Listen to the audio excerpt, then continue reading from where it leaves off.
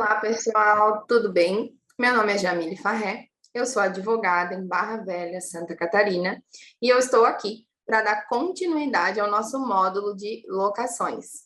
Eu estou à disposição de vocês para tirar qualquer dúvidas que eventualmente tenha ficado da primeira aula, que nós falamos dos tipos de locações, né? Sejam elas urbanas ou rurais.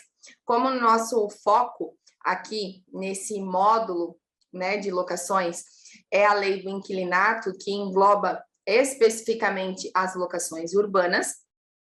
Então, é sobre ela que nós vamos abordar durante todas as aulas, né? Eu fico à disposição de vocês para tirar todas e quaisquer dúvidas que estejam ao meu alcance. Vocês podem estar mandando as dúvidas na plataforma do curso. Tanto eu quanto a equipe estará disponível, né, para tirar as dúvidas. O meu arroba também do Instagram, @jamilefarré.adv, estará disponível para que vocês possam mandar direct, sigam lá também, acompanhem o meu conteúdo. E vamos nessa para, então, dar continuidade, né, ao nosso conteúdo. Vamos falar, então, hoje sobre as garantias locatícias. Esse tema é bastante polêmico, né? Gera bastante dúvidas, as garantias locatícias. Então, vamos direto ao ponto, né? Onde que estão definidas quais são as garantias locatícias que o locador pode exigir, né, do locatário quando da contratação da locação. O artigo 37 da Lei do Inquilinato nos diz quais são as modalidades de garantia que podem ser exigidas. Em primeiro lugar, antes de nós começarmos a falar, eu já vou dizer para vocês, abra a sua lei aí, seja ela, né, no seu notebook, no seu celular, mas tenha a lei em mãos, né, porque para a gente aprender aí sobre a lei do inquilinato, nós precisamos estar lendo a nossa lei, fazendo apontamentos, porque é importante, né, a gente estar aí acompanhando passo a passo aí do artigo, né? Cada vez que a gente lê, a gente tira alguma sacada ali do artigo. Eu peço licença para vocês, para estar lendo para vocês o artigo 37. Indico também essa obra, A Lei do Inquilinato Comentada, do saudoso Silvio Capanema. É maravilhosa essa obra, então se você tiver a oportunidade, né, tiver condições de adquirir, tanto você advogado quanto você corretor, ela esclarece muito as nossas dúvidas, né? Então vamos lá. No contrato de locação, pode o locador exigir do locatário as seguintes modalidades de garantia: caução, fiança, seguro de fiança locatícia, cessão fiduciária de cotas de fundo de investimento. Então, o primeiro ponto que nós precisamos saber é que essas 4 modalidades de garantia são as únicas garantias que podem ser exigidas pelo locador. Esse rol é um rol taxativo. O locador não poderá criar alguma outra espécie de locação. Essas são, de garantia. Essas são as modalidades de garantia, dentre as quais ele poderá exigir qual delas irá garantir aquele contrato, aquela locação. Caução e fiança são as mais conhecidas aí na prática do mercado, né? O seguro fiança, ele vem ganhando, né? Ele vem caindo na graça, né? Dos administradores de imóveis, dos locadores, dos locatários. Ele está realmente ganhando seu espaço, o seguro fiança. E a cessão fiduciária de cotas de fundo de investimento, podemos dizer que não deu, digamos que está só na legislação, porque eu particularmente ainda não vi, né? E ela ainda não teve a sua aplicabilidade, né? Não teve a sua eficácia atingida. Eu acho que o objetivo do legislador ainda não foi atingido com ela. Então, vamos começar pela caução. Vou tentar ser o mais objetiva possível, até porque o objetivo do curso do nosso mestre, do nosso professor Salomão, é a prática, né? E não a teoria. Então, porque a teoria, nós pegamos a lei, nós pegamos os livros e nós ao lermos, uma hora nós vamos entender. O objetivo é nós termos a prática, nós entendermos ali os casos concretos, os pontos divergentes de cada tema. Então, vamos à caução. Uma dúvida que eu recebo muito com relação à caução é qual é o valor que pode ser cobrado de caução quando a caução é em dinheiro. E aí nós sabemos que a caução ela só pode ser cobrada de, no máximo, 3 vezes o valor do aluguel. E uma outra coisa que a lei nos diz, que se você ler lá na lei do inquilinato, é que essa caução ela deverá obrigatoriamente, vejamos, obrigatoriamente, ser depositada em caderneta de poupança aberta, cuja titularidade será do locador e locatário. E aí eu pergunto para vocês, vocês já viram isso ocorrer na prática? Eu confesso para vocês que não. Mas não digo que não aconteça, mas eu particularmente não vejo. Outra coisa que nós precisamos verificar é que o valor da caução não é do locador. A garantia de caução, apesar dela ser entregue ao locador, esse dinheiro não é do locador. E ao final da locação, considerando o termo de vistoria final que deve ser feito no imóvel, estando tudo de acordo, o locatário devolvendo o imóvel nas condições que recebeu, não tendo nenhuma avaria no imóvel, não tendo nenhum dano a ser ressarcido pelo locatário ao locador, tendo todos os aluguéis em dias, todos os encargos da locação, o locatário estando adimplente, a caução deve ser integralmente devolvida ao locatário. E aí eu faço mais uma pergunta a vocês. Digamos um exemplo, uma locação de R$1.000 por mês. O locador exige do locatário 3 meses de caução. Qual que será esse valor da caução? R$3.000, certo? Ao final da locação, o locatário cumpriu tudo certinho, aquela locação deu tudo certo, foi um contrato assim, ó, dos sonhos. O locador não tem o que reclamar daquele inquilino, mas a locação chegou ao fim. O que que ele vai devolver? Qual é o valor que ele precisa devolver para aquele locatário? Os R$3.000, certo? Não é os R$3.000 apenas. Apesar de, no normal, os locadores não depositarem o valor da caução em caderneta de poupança, o valor deve ser devolvido corrigido pelo índice da poupança. Porque o valor que o inquilino depositou, entregou ao locador, ele tem que sofrer essa correção, essa valorização nos termos da legislação, uma vez que, querendo ou não, o locador está descumprindo ali uma obrigação da legislação de ter depositado, né, esse valor da caução em caderneta de poupança. Então, fique atento aí, se você estiver assessorando principalmente, né, o locatário, no momento em que ele for receber a devolução do valor, não é o valor apenas ali que ele depositou no início da locação. Esse valor deve ser corrigido, certo?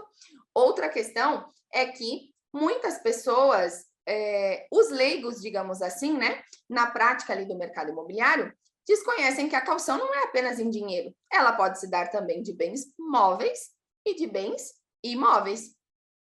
De bens móveis, veículos, joias, né? Que nós chamamos, né, de penhor muitas vezes, né? Muitas vezes não chamamos de penhor, né? A locação de bens móveis, ela deve, o contrato deve ser registrado no cartório de títulos e documentos, no ofício de registro de títulos e documentos, para que essa caução tenha validade. E existe também a caução de bens imóveis, onde, para que tenha eficácia, ela deve ser registrada no ofício de registro de imóveis. E aí existe um ponto. Para que o contrato de locação seja registrado, seja no ofício de registro de títulos e documentos ou no ofício de registro de imóveis, você vai precisar se atentar ao Código de Normas do seu estado e também à Lei de Registros Públicos, porque existem determinados requisitos do título que precisam ser preenchidos para que ele seja recepcionado pelo cartório e possa ser registrado. Então, não será levado em consideração apenas a lei do inquilinato, mas também ele deverá preencher determinados requisitos para que ele possa ser ali levado a registro, certo?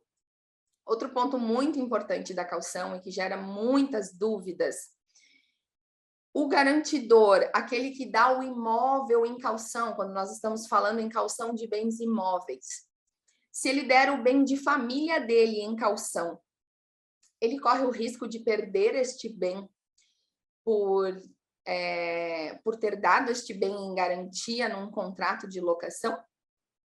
E aí nós precisamos verificar a lei do bem de família, que é chamada de Lei do Bem de Família, né? Que é a Lei 8.009 de 1990. Lá no artigo 3º dessa lei, ela elenca todas as exceções à impenhorabilidade do bem de família, porque, em regra, o bem de família, ele é oponível à penhora, né, desse imóvel. Mas existem exceções. E no inciso 7º, ele nos dá uma exceção, quando o bem de família é dado em fiança nos contratos de locação.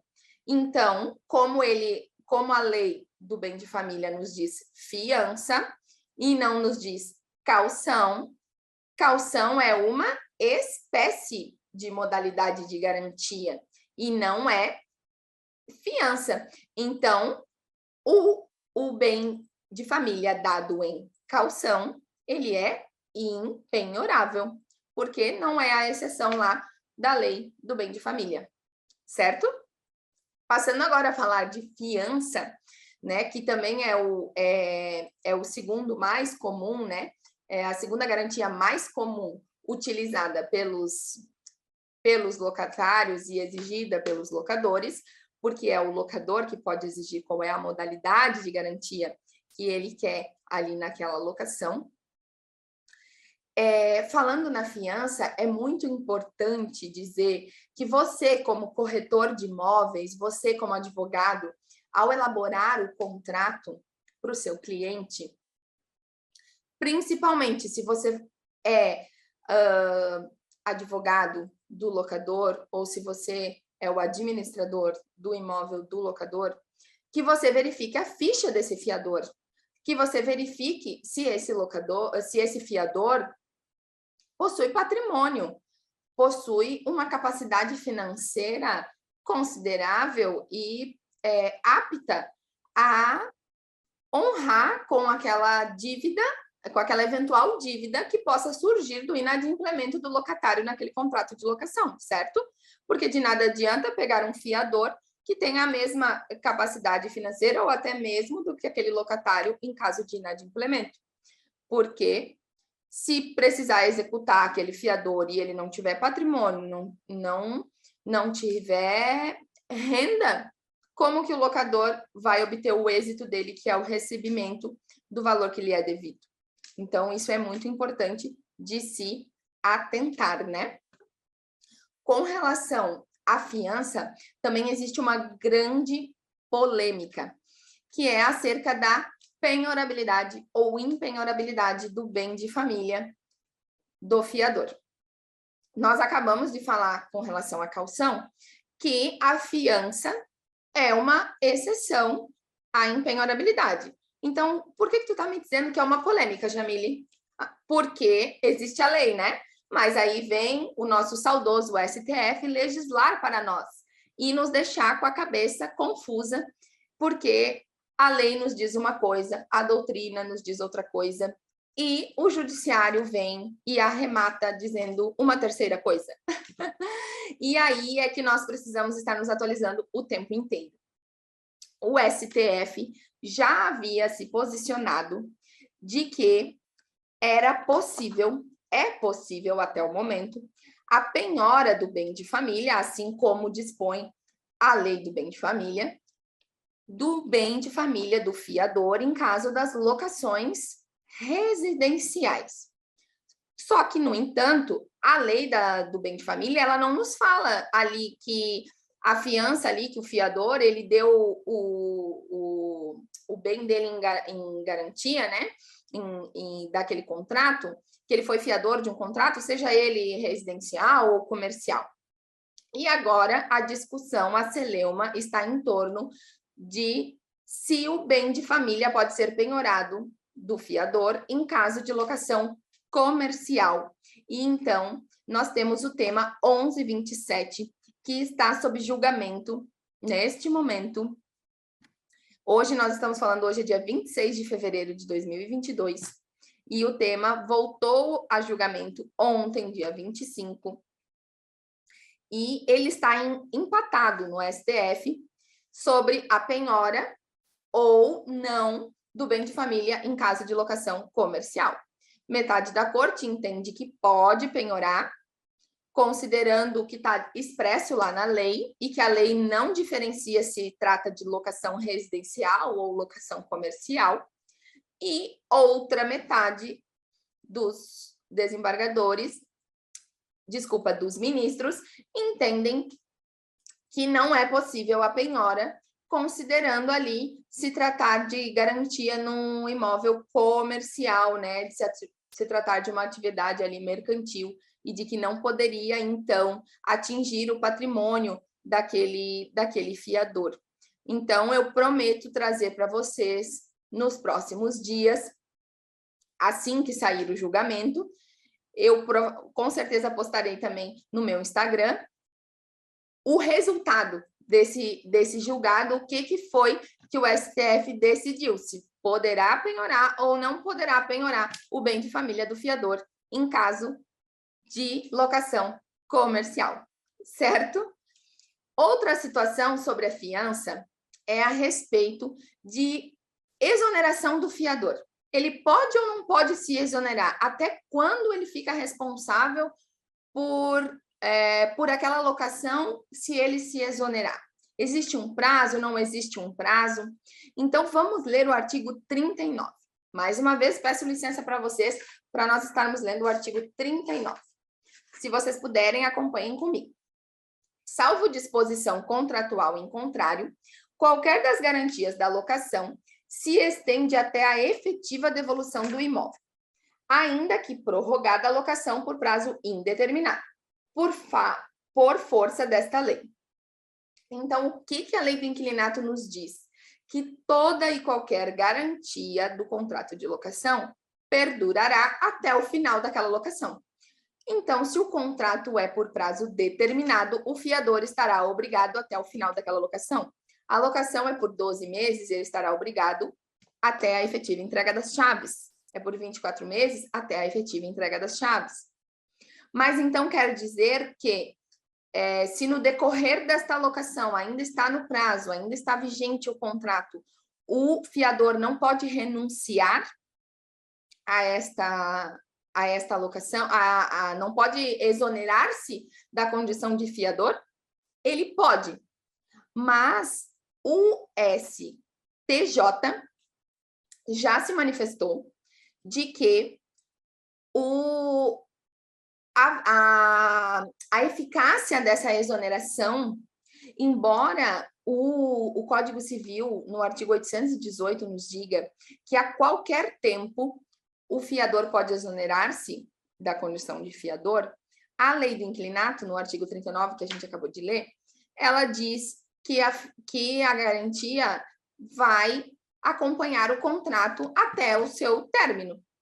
Então, considerando a especificidade da lei das locações, né, da lei do inquilinato, e considerando ser a fiança um contrato acessório ao contrato de locação, o fiador ele pode exonerar-se durante o prazo? Pode, mas essa exoneração só vai começar a valer quando o prazo da locação se tornar indeterminado. E quando ele se tornar indeterminado, ele ainda fica responsável por mais 120 dias. Isso está descrito também lá na lei do inquilinato, no artigo 40, no inciso 10. O artigo 40, ele nos fala das hipóteses do locador poder exigir novo fiador ou substituição da modalidade de garantia em determinados casos, que é em caso de morte do fiador, quando o fiador se desfaz de todo o patrimônio, e aí, obviamente, ele não vai ter como honrar aquela locação em caso de inadimplemento do locatário, não vai ter como honrar com as obrigações daquela locação, então ele pode exigir uma nova garantia. E aí tem outras hipóteses ali no artigo 40. E o inciso 10, ele fala o seguinte: prorrogação da locação por prazo indeterminado, uma vez notificado o locador pelo fiador de sua intenção de desoneração, ficando obrigado por todos os efeitos da fiança durante 120 dias da notificação. Lembrando que essa notificação, ela deve ser inequívoca, ou seja, o fiador deve notificar o locador, a imobiliária, de forma que se certifique de que essa notificação foi recebida. A notificação deve ser enviada pelo correio com aviso de recebimento ou pelo ofício de registro de títulos e documentos. Uma forma inequívoca, cabal, de que aquela notificação foi recebida, para depois, eventualmente, não ser alegado de que não foi recebido, não gerar uma futura discussão judicial aí, a palavra de um contra o outro, e esse prazo nunca começar a contar aí daquela notificação. Até porque, na maioria das vezes, os contratos de locação, eles acabam se prorrogando por tempo indeterminado. E aí nós vamos falar de prazos de locação num outro bloco, quando nós vamos falar apenas realmente dos prazos. E aí isso também é importante quando você estiver assessorando o locatário, você orientar o fiador, até porque o fiador ali é alguém da confiança daquele locatário, sobre essa eventual prorrogação do prazo do contrato e de que ele irá honrar e irá se comprometer juntamente com aquele locatário até a efetiva entrega das chaves, e de que se ele eventualmente quiser se exonerar daquela fiança, ele somente conseguirá após o contrato se tornar por prazo indeterminado e ainda assim se obriga por 120 dias após o contrato se tornar indeterminado ou após a contagem ali da notificação, desde que essa notificação seja após o prazo determinado do contrato. Confuso, né? Polêmico, mas se ele se comprometeu, está na lei, tem que honrar até o fim do contrato, até o fim do prazo determinado. Mas o artigo 39 nos diz, salvo expressa disposição em contrário. Então, se você fizer um contrato bem elaborado, é possível que o fiador solicite que seja colocada ali a cláusula de que ele se compromete a ser fiador daquela locação tão somente até a expiração do prazo determinado daquele contrato, exonerando-se automaticamente ao final daquela locação, independente da prorrogação por prazo indeterminado. Porque assim ele se isenta de ter que fazer uma notificação ali para o locador de se exonerar numa eventual prorrogação por prazo indeterminado. Certo? A próxima garantia é o seguro-fiança. O seguro-fiança caiu nas graças aí das imobiliárias, né? As novas imobiliárias, as mocinhas aí do mercado imobiliário, o novo mercado, né, tem utilizado bastante o seguro-fiança, porque as seguradoras que utilizam essa modalidade de garantia, elas cobrem todo e qualquer prejuízo que o locador, que aquela locação eventualmente venha a ter. Inclusive, tem seguradoras que cobrem até 30 vezes o valor do aluguel. E aí, cobre valores de locação inadimplente, os encargos da locação, taxa de lixo, IPTU, que eventualmente tenha sido transmitido ao locatário, água, luz, avarias no imóvel, danos causados no imóvel. E isso é uma grande vantagem ao locador. E qual que é a vantagem para o locatário? Para o locatário é uma vantagem gigantesca, porque o locatário, muitas vezes, principalmente em condições onde, vamos supor, um estudante em início de carreira, saindo da faculdade, mudando de cidade, começando a trabalhar agora, não tem ainda não tem uma condição econômica que lhe comporte prestar uma caução, ainda não tem alguém que confie no seu, né, na sua profissão, nas suas condições para lhe ser fiador num contrato de locação, ou está morando em uma cidade que não conhece ninguém, então ele precisa alugar um imóvel para que possa se estabelecer naquela cidade. O seguro fiança é uma grande oportunidade de alugar o seu imóvel, de se estabelecer naquele lugar, de começar a sua vida. E a grande vantagem também é que o seguro fiança ele é possível parcelar no cartão de crédito. Então, tendo limite no cartão é a melhor coisa ali para o locatário. E ele não depende de ninguém, ele não depende de ter dinheiro na conta para pagar uma caução, ele não depende de conhecer ninguém que queira lhe prestar uma fiança, ele não depende de ninguém, ele depende tão somente dele mesmo. E, eventualmente, numa rescisão, num desfazimento do contrato antes do prazo, ele comprovando para a seguradora que o contrato foi desfeito, ele recebe de volta o valor do seguro com o abatimento dos meses eventualmente cumpridos ali do contrato. Então, é um grande avanço aí o seguro fiança para tornar ágil, né, a contratação ali e o seguro realmente, né, a garantia dos contratos. A cessão de cotas de fundo de investimento realmente é uma modalidade de garantia que não caiu, que não colou, né? Não caiu nas graças do mercado e não colou. Então, mas seriam a compra, né, de títulos de capitalização pelo locatário em benefício do locador. Mas realmente eu nem vou me ater a ela, porque realmente ela realmente não colou. A gente não vê a utilização dela, a gente não vê na prática, até hoje eu nunca vi ninguém utilizar essa modalidade de garantia. Se você já viu, se você já utilizou, você advogado, você corretor de imóveis, comenta aqui embaixo do vídeo, ou me manda um direct, manda aqui para o pessoal da equipe, nos conta como que foi, porque eu realmente nunca vi. Outra situação importante de verificarmos com relação às garantias é a questão da dupla modalidade de garantia no mesmo contrato. A lei deixa claro que é proibido, que é nula, né, a cláusula que conste duas modalidades de garantia.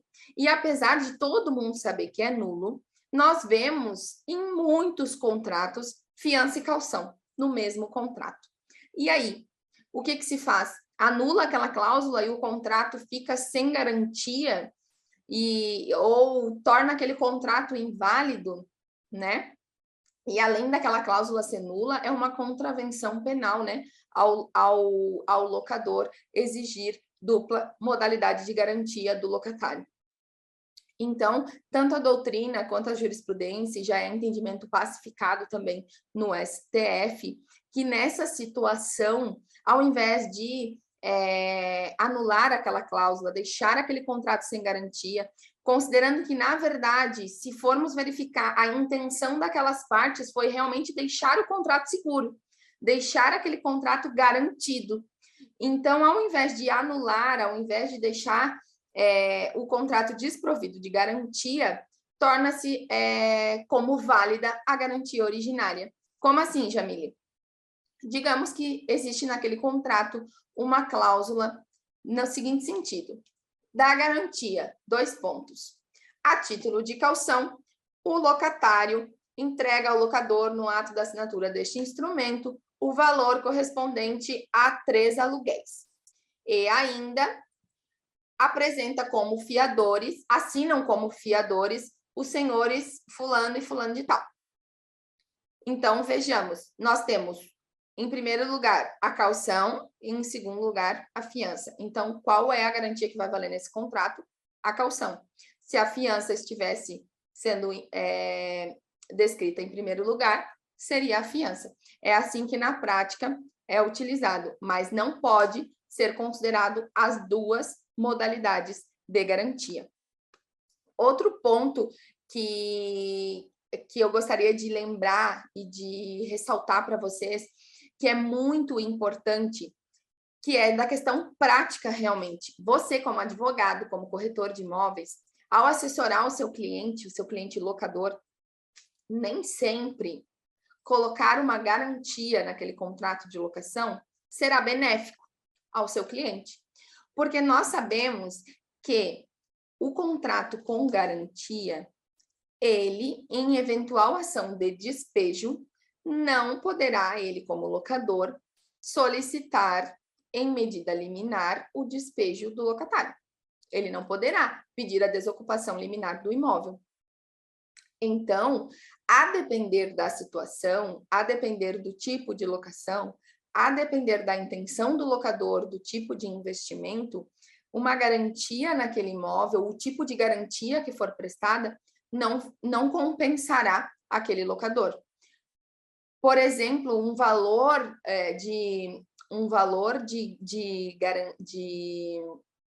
de caução ínfimo, 1 mês de aluguel, num imóvel de grande investimento que vai te impedir lá na frente de uma eventual liminar em desocupação, uma liminar de desocupação, seria viável colocar a garantia ou deixar o imóvel sem garantia mesmo? Então, isso há de se pensar. Além até mesmo dos casos, por exemplo, daquelas locações que são feitas para hospitais, para órgãos nessa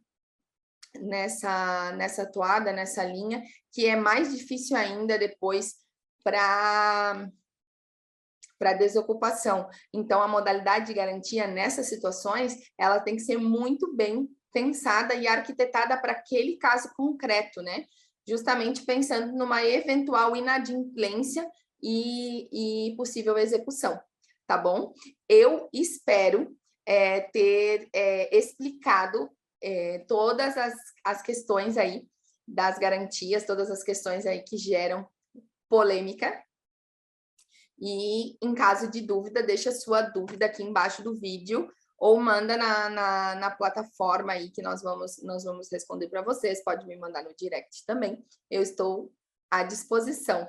E vamos para o próximo tópico, né? No próximo tópico nós vamos falar sobre a vênia conjugal, né? A necessidade de anuência do cônjuge nos contratos de locação, tá bom? Eu espero que vocês tenham aprendido aquilo que é necessário sobre as garantias locatícias, quais são as modalidades de garantias locatícias, se pode ter outras, se não pode, o rol taxativo que está na lei, os casos, eventualmente, de restituição, de exoneração, e lembrando que logo mais eu trarei para vocês o resultado do julgamento daquele caso repetitivo sobre a fiança do bem de família, sobre a penhora, do bem de família do fiador em caso de locação comercial.